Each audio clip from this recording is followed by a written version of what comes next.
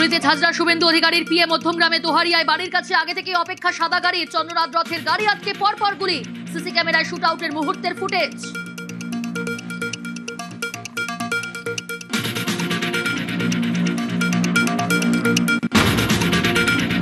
ছককষে 1 মিনিটের অপারেশন গাড়িতে এসে অত্যাধুনিক আগ্নেয়াস্ত্র থেকে গুলি শার্পশুটারের। গাড়ি ছেড়ে দুটি বাইকে চম্পট। সিসি ক্যামেরায় নজর, তদন্তকারীদের আটক 3। পয়েন্ট ব্ল্যাঙ্ক রেঞ্জ থেকে একের পর এক গুলি 5টি লাগে চন্দ্রনাথের শরীরে, একটি আটকায় বুক পকেটের ফোনে। ঘটনাস্থলে ছড়িয়ে গুলির খোঁজ।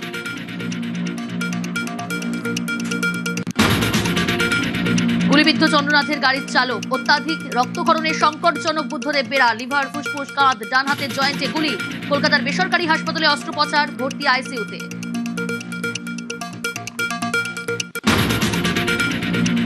শুভেন্দুর পিএ খুনে বিশেষ তদন্তকারী দল গঠন। আইজি সিআইডি নেতৃত্বে তৈরি সিট। টিমে সিআইডি, বেঙ্গল এসটিএফ এবং জেলা পুলিশ অফিসাররা।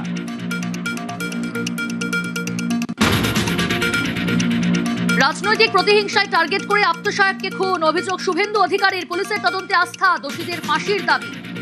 আমি যদি বিরোধী দলনেতা না হতাম, আমি যদি ভবানীপুরে না জিততাম, তাহলে হয়তো ওকে টার্গেট করতো না।